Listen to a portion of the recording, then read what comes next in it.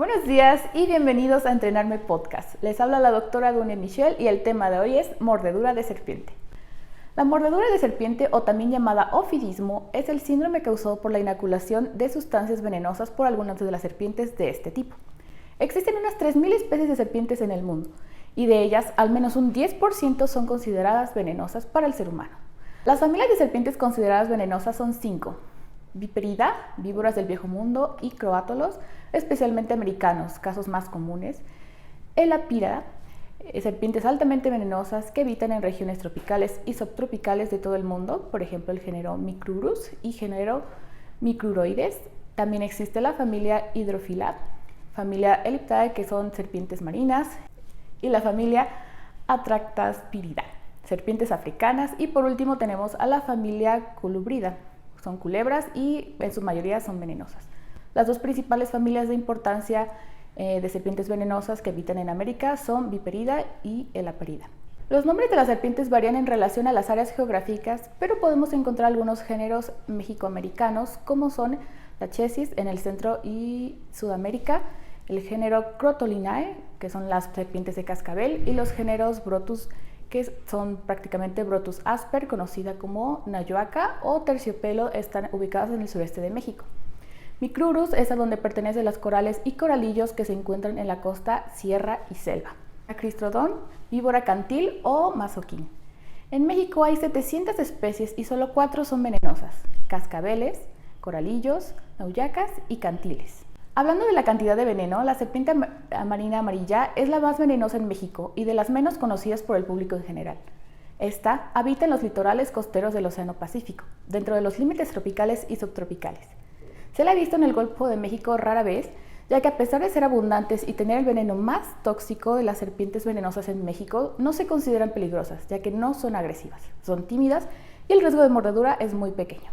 Hablando sobre la epidemiología, la OMS estima que ocurren 2,5 millones de accidentes ofídicos por año, resultando en 125,000 muertes a nivel mundial y 100,000 sobrevivientes con secuelas severas. América Latina, después de África, es el área más afectada.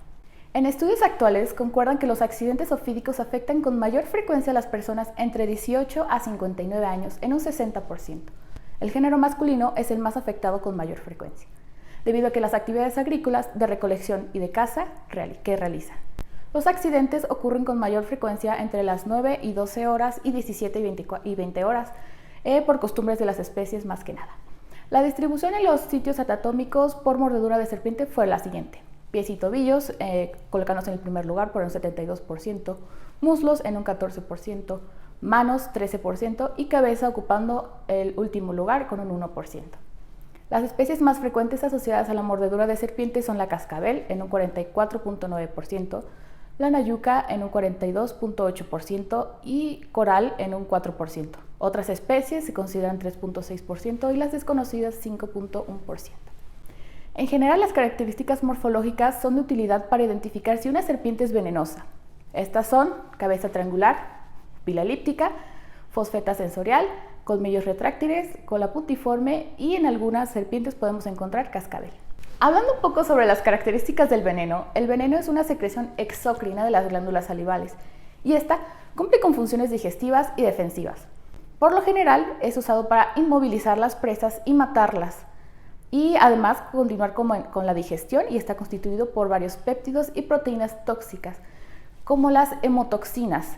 Estas son toxinas hemorrágicas, anticoagulantes, contra plaquetas y factores de coagulación, en especial aquellos que son activadores de la trombina, como factores 5, 8, 10, 13 y de enzimas protombíticas. También podemos encontrar neurotoxinas, miotoxinas, nefrotoxinas y necrotoxinas. El veneno es viscoso debido al contenido de sólidos totales, que aporta principalmente un 25%. De estos sólidos, del 70 al 90% corresponden a proteínas o polipéptidos de elevado peso molecular, que ocasionan la mayoría de los efectos biológicos antes mencionados. Del 10 al 30% son los solutos restantes, que corresponden a una amplia gama de sustancias orgánicas de bajo peso molecular, es decir, carbohidratos, péptidos pequeños, aminoácidos libres, aminas biógenas y nucleótidos. Otra parte está considerada como compuestos inorgánicos y elementos aniónicos y catiónicos. De acuerdo al género de la serpiente, el veneno puede ser diferentes acciones fisiopatológicas. Encontramos que del género Bathrops y Bothropods tenemos acciones proteolíticas, coagulante, nefrotóxica y vasculotóxica. Mientras que por el género Lachesis podemos ver que es proteolítica, coagulante, vasculotóxica y vagal. Por otro lado, encontramos el género Cotralus, que es miotóxica coagulante, neurotóxica, nefrotóxica y vasculotóxica. Y por último, pero no menos importante, encontramos el género Microrus, que es principalmente neurotóxica. La complejidad de las fracciones tóxicas ocasiona que los pacientes puedan desarrollar diversos efectos, que dependen de muchos factores como la cantidad de veneno inoculado, la zona del cuerpo, tamaño de la herida, el tamaño de la serpiente y el estado de salud de la serpiente, número de mordidas y la edad del paciente, principalmente. Las características del veneno también son importantes, ya que la absorción de las toxinas se realiza por vía linfática y los venenos neurotóxicos y hemolíticos se absorben más rápido que los proteolíticos y los hemorrágicos. Dentro de las manifestaciones clínicas debemos considerar que la gravedad del cuadro clínico está en relación a la susceptibilidad del paciente al veneno, es decir, ocupación, estrato sociocultural y económico, edad, género, estado de salud, nutricional e inmunológico. La cantidad inoculada y la zona afectada. Las serpientes arborícolas, por ejemplo, producen mordeduras con más frecuencia en los miembros superiores y la cabeza, y las terrestres en los miembros inferiores. El 20% de las mordeduras se reportan como frías secas, es decir, no existe envenenamiento. Del resto, el diagnóstico se basa en los signos y síntomas presentes, donde la gravedad del envenenamiento se clasifica dependiendo del grado del edema y los signos agregados, de acuerdo a la clasificación de Christopher Rodin, para la familia Viperida y para la familia Microrus, que vamos a describir más adelante. Entre los signos y síntomas locales se caracterizan las huellas de la mordedura: dolor, edema, incapacidad funcional, equimosis, sangrado, flictenas, bulas, necrosis local y parestesias regionales. En cuanto a las manifestaciones sistémicas más frecuentes, se presentan náuseas, vómito, taquicardia, dolor abdominal y torácico, somnolencia, pérdida de la conciencia, hematuria, hipotensión y estado de choque. El cuadro 1 para la clasificación según Christopher Rodin para la familia Viperida podemos encontrar realmente son 5 grados, en donde el grado 0 son huellas puntiformes sin envenenamiento, muy probable una mordedura seca, y esto corresponde del 10 al 20% de los casos. El grado 1 es un envenenamiento leve, es decir, existe dolor, edema por no mayor de 10 centímetros circunscrito en la zona de la lesión. Dentro del grado 2, el envenenamiento es moderado, es decir, hay signos y síntomas como dolor intenso, edema mayor de 15 centímetros circunscrito en el área de la lesión, cambios en la piel y las regiones, y así como un estado nauseoso. Dentro del grado 3 podemos encontrar envenenamiento severo, edema de todo el miembro afectado, vómito, vértigo, fiebre y cambios muy notables en la piel, tales como equimosis, bulas, petequias, parestesias y oliguria. Y por último tenemos el grado 4, que corresponde a un envenenamiento grave. Sangrado por los orificios de la mordedura, equimosis y petequias extensas, datos de coagulación intravascular diseminada, insuficiencia renal aguda, dificultad respiratoria, hipotensión y falla orgánica múltiple. Dentro de la clasificación para la familia Micrurus tenemos 3 grados: leve, moderado y grave. El grado leve tiene como signos y síntomas dolor y edemas locales mínimos, parestesias locales y leve sangrado por los orificios de la entrada de los colmillos. Mientras tanto, en el grado moderado tenemos que de 30 minutos a las 2 horas y hasta 15 horas posteriores de la mordedura podemos encontrar que el paciente tiene astenia, adinamia, tosis palpebral, oftalmoplegia, visión borrosa, diplopia, dificultad respiratoria y parestesias. Mientras que por el grado grave podemos encontrar trastornos del equilibrio, disfagia, cialorrea, disnea, insuficiencia respiratoria que evoluciona a un paro respiratorio, coma, ausencia de reflejos y parálisis flácida. En general, se recomienda evaluar al paciente luego de 4 a 6 horas posteriores a la mordedura para determinar la gravedad y estadio clínico. Cabe señalar que esto no impide la admisión temprana de la sueroterapia específica. El envenenamiento, por tratarse de proteínas extrañas altamente antigénicas, puede provocar reacciones anafilácticas, sobre todo en pacientes con mordeduras previas, por lo cual debe tenerse al lado una medicación profiláctica de shock anafiláctico. Para establecer los diagnósticos y el tratamiento adecuado por mordedura de serpiente, es importante tener conocimiento acerca de las variedades más frecuentes en estas zonas de México, las características físicas y el potencial tóxico del veneno. Se deben describir los cuadros de las principales familias de serpientes venenosas y sus características. Estos son de mayor interés clínico en México. Ahora vamos con la definición de accidente bótropo. Después de 1 a 3 horas hay dolor local intenso, edema firme, progresivo y eritema con manchas rosáceas o cianóticas. Dependiendo de la cantidad de veneno, el paciente puede presentar hipotensión y disminución del fibrinógeno circulante. Esto se va a ver expresado como equimosis, linfagitis, bulas y tras días o semanas necrosis superficial o profunda. Se pueden presentar epistaxis, gingivorragia, hematuria, melena, hematemesis, hemoptisis y sangrado de otros órganos. La gravedad de la lesión dependerá de la progresión. Leve si es que ésta se encuentra en un solo miembro y sin trastornos en la coagulación. Moderada si presenta más de un miembro con alteración de pruebas de la coagulación. Y severa si el paciente presenta choque, falla multiorgánica o sangrado espontáneo. Un accidente croatálico es el más común y es caracterizado por un dolor local leve y breve. Parestesias, mialgias generalizadas, disnea progresiva, taquicardia, diplopia y obnubilación. Tras 30 minutos a 60 minutos, el paciente presenta una fase neurotóxica caracterizada por ptosis palpebral y trastornos de la visión, hasta ceguera temporal. Hay mioglobinuria, oliguria, anuria y hasta falla renal aguda. El accidente crotálico tiene mayor letalidad, a pesar que el accidente por esta serpiente no se considera frecuente. El accidente lapídico es el ofidismo causado por el género Micrurus. No produce una lesión cutánea importante, solo adormecimiento en la región lesionada. De los 30 a los 60 minutos del accidente aparecen las facies neurotóxicas, cialorrea, disfagia y a veces disartre. Las primeras manifestaciones de envenenamiento sistémico son la afección de pares craneales como ptosis palpebral, salivación, debilidad muscular y crisis convulsivas. Es importante señalar que se puede desarrollar insuficiencia respiratoria grave. También aparecen parálisis flácida en sistema locomotor y alteraciones en la función miocárdica. De manera más tardía podemos encontrar síntomas como alteraciones urinarias y hematuria, que pueden progresar a oliguria, anuria e insuficiencia renal aguda. Identificar o diferenciar cuando se trata de una coral verdadera, hay que resaltar el ejemplar venenoso que tiene 2 bandas amarillas o blancas y en medio una banda alternando los colores negro y rojo. El veneno de las serpientes de la familia Micrurus tienen polipéptidos de bajo peso molecular, tales como la neurotoxina alfa, que bloquean las posinapsis en las uniones neuromusculares de los receptores nicotínicos y de acetilcolina. No contiene factores de necrosis o de coagulopatía.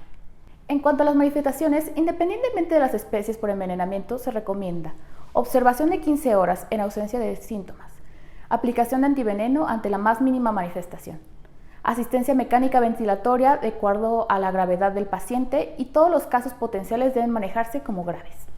Por parte del diagnóstico y el diagnóstico diferencial, cabe mencionar que el antecedente de haber sido atacado por una serpiente está casi siempre presente. En caso de que no se haya podido ver al animal agresor, se deberá destacar otros animales como agresores. Si el paciente refiere haber sufrido de una mordedura de serpiente, el diagnóstico diferencial incluye la diferenciación de la serpiente agresora. Existen diversas características de las serpientes que ayudan a determinar la especie. Además, se debe tomar en cuenta la fauna ofídica del área geográfica donde se produjo el accidente, sin dejar de lado la posibilidad de un pseudo-ofidismo, en el cual el accidente es por una serpiente no venenosa o en el que no se ha producido una inoculación del veneno. Adicionalmente, es recomendable tomar siempre cultivos de la lesión por el riesgo de infecciones agregadas, incluyendo el cultivo para Clostridium tetani, sumando que se ha de ir completando con el diagnóstico con estudios de laboratorio como biometría hemática completa, plaquetas, tiempo de protrombina, tiempo de tromboplastina parcial activada, fibrinógeno, INR, creatinofosfoquinasa y pruebas de funcionamiento renal, a fin de descartar cuadros de coagulación intravascular diseminada y daño renal. A criterio del médico se deben solicitar potasio, sodio, cloro, calcio, gasometría arterial y reticulocitos. Existen diversas complicaciones, como la insuficiencia renal aguda, causada por especies del género Crotalus, la insuficiencia respiratoria aguda y en accidentes lapídicos y crotálicos, el choque producido por accidente botrópico y eventualmente crotálicos. Las infecciones locales, como flora polimicrobiana, principalmente abscesos, son causadas en accidentes botrópicos, además de las complicaciones quirúrgicas como el síndrome compartimental y la gangrena. En la primera se debe realizar una fasciectomía y si existe un trastorno de la coagulación, deben hacerse transfusiones sanguíneas. En cuanto a la gangrena, se hace necesaria la amputación.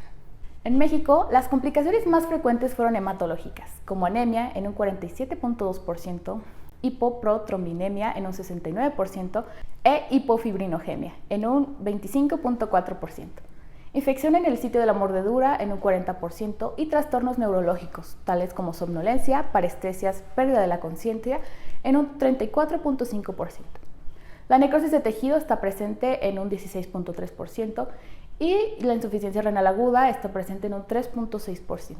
En la mordedura de Crotalus dirusus se puede desarrollar insuficiencia renal aguda hasta en el 29%. Por parte de la atención extrahospitalaria, en caso de que sea un accidente ofídico, se debe de tener en cuenta las siguientes consideraciones.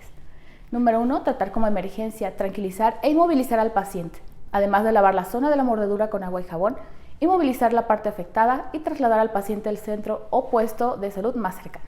Número 2. Hidratar al paciente. Evitar bebidas alcohólicas y medicamentos. No aplicar torniquetes ni ligaduras en el miembro afectado y no hacer cortes ni succionar el veneno. Número 3. Remover relojes, anillos, pulseras o ropa ajustada. 4. No utilizar medidas caseras como hielo, corriente eléctrica, querosene ni otros remedios medicinales o ungüentos. Número 5. Colocar el miembro afectado en una posición elevada con respecto al cuerpo, aproximadamente de 30 a 45 grados o un arco protector.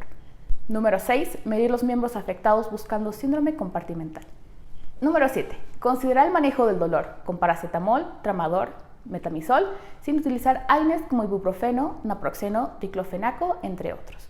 Número 8. De ser posible tener a la mano medicamentos para el manejo de una posible reacción de hipersensibilidad, es decir, adrenalina. Número 9. No administrar heparina, gluconato de calcio y considerar el uso de suero antiofídico específico, independientemente de si lo recibió anteriormente. Número 10. Registrar la hora del accidente, el orden de aparición de los síntomas y la evolución de los mismos, los rasgos de la serpiente y la situación geográfica y la actitud del ofidio. Número 11. Notificar el accidente e iniciar el traslado a un centro especializado. Ahora, por parte de la atención intrahospitalaria, hay que considerar algunos escenarios, como es el caso en el que un paciente llegue con un torniquete a la unidad médica, donde antes de retirar el torniquete hay que administrar el antiveneno, ya que si el torniquete se retira antes puede desencadenar a un envenenamiento vasivo. También se debe calcular el grado de envenenamiento y el tipo de evolución considerando la aplicación del suero antiofídico de ser necesario, junto a las medidas de apoyo como crioterapia, estado de inmunidad antitetánica, anafilaxias sanguíneas, electrocardiograma y evolución de la progresión del edema cada 60 minutos, donde según sea el caso se aplicará la vacuna antitetánica o antitoxina. En los accidentes por serpientes del género Micrurus y Crotalus, además de lo recomendado por los accidentes por Botrops, se debe considerar respiración artificial, cardiotónicos, anticolinestéricos en el caso de accidentes por especies del género Micrurus y diálisis en la insuficiencia renal por accidentes de la especie del género Crotalus. En el caso de un accidente ofídico, debemos de considerar el uso de un suero antiofídico específico, recordando que está diseñado para neutralizar específicamente el veneno circulante con el cual fue elaborado, mas no tiene acción sobre las lesiones ya producidas antes de su aplicación. El suero debe ser aplicado rápidamente dentro de las primeras 24 horas del envenenamiento, considerando que de persistir alteraciones en la prueba de la coagulación y deterioro clínico se puede usar el suero más días. El uso del suero tiene indicación absoluta en caso de mujeres embarazadas, síndrome compartimental.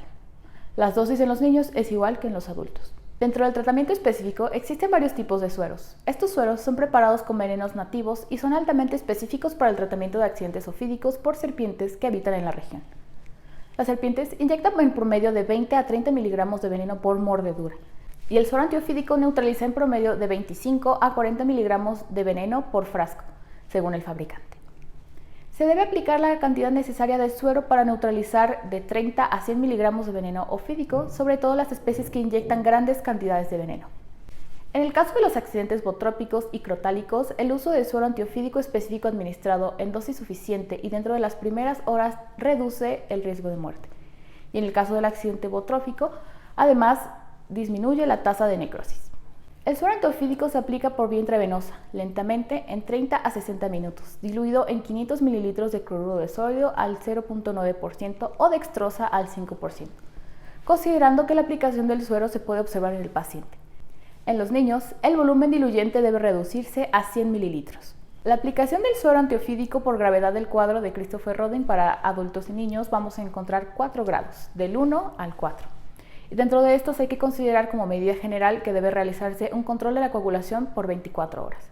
Es decir, valorar el envenenamiento, laboratorios y edema, valorar si se ha controlado el envenenamiento y si no se controla, continuar con flavoterápicos. Dentro del grado 1 podemos encontrar que el número flavoterápicos son de 4 a 5 frascos diluidos sobre hora, valorando repetir acorde al cuadro y observaciones de 12 a 24 horas y se pueden aumentar a 4 frascos. Dentro del grado 2, el número flavoterápico corresponde a 5 frascos diluidos sobre hora, valorando repetir acorde al cuadro y observaciones de 12 a 24 horas. Dentro del grado 3 podemos encontrar de 6 a 8 frascos diluidos sobre hora, valorando repetir acorde al cuadro y observaciones de 12 a 24 horas. Mientras que por último, el grado 4, se puede valorar los 25 frascos diluidos sobre hora, valorando repetir acorde al cuadro y la observación de 12 a 24 horas. Es importante destacar que en los casos de mordedura seca sin evidencia clínica o de laboratorio para envenenamiento, no se recomienda emplear suero antiofídico, pues el suero antiofídico es un producto biológico heterólogo elaborado a partir del plasma equino. Por lo tanto, se debe tener el equipo y materiales necesarios para manejar reacciones de hipersensibilidad como adrenalina, corticoides como dexametasona y antihistamínicos. El uso de corticoides como tratamiento adicional es controversial, pues se ha relacionado el uso mayor de 5 días con mayor frecuencia de celulitis. Se recomienda la intubación endotraqueal temprana en los pacientes con compromiso de la vía aérea, ya que en esta acción previene la necesidad de cirugía y probables complicaciones. También hay que mencionar que en heridas infectadas se han encontrado diversos gérmenes como los bacilos aerobios gram negativos, anaerobios estrictos y en menor proporción cocos gram positivos. Para ello, se sugiere utilizar en casos leves amoxicilina con ácido clavulánico bioral por 7 días o ciprofloxacina más clindamicina bioral por 7 días. En casos moderados, clindamicina con ceftriaxona vía intravenosa durante la hospitalización, seguida por vía oral por 10 a 14 días según la evolución. Por último, tenemos el pronóstico. Los factores que condicionan un peor pronóstico son la mayor longitud del animal atacante, la administración más tardía de sueroterapia específica y un paciente menor a 9 años de edad y el inicio del tratamiento después de 8 horas del accidente. La mortalidad se ha asociado a pacientes mayores de 50 años y un diagnóstico tardío de las complicaciones. La amputación del miembro afectado es una de las secuelas más temidas. Se encuentra relacionada con alteraciones de la coagulación, localización de las lesiones en los dedos, desarrollo de ampollas y abscesos, así como la instalación de insuficiencia renal y el inicio del tratamiento después de 10 horas de un accidente. La aparición de abscesos puede estar en relación con la disminución de la protrombina y de un fibrinógeno menor a 100 mg sobre decilitro. Con esto terminamos el repaso del tema mordedura de serpiente. Agradezco mucho su atención. Les habló la doctora Dunia Michel para Entrenarme Podcast. Nos escuchamos en el siguiente tema.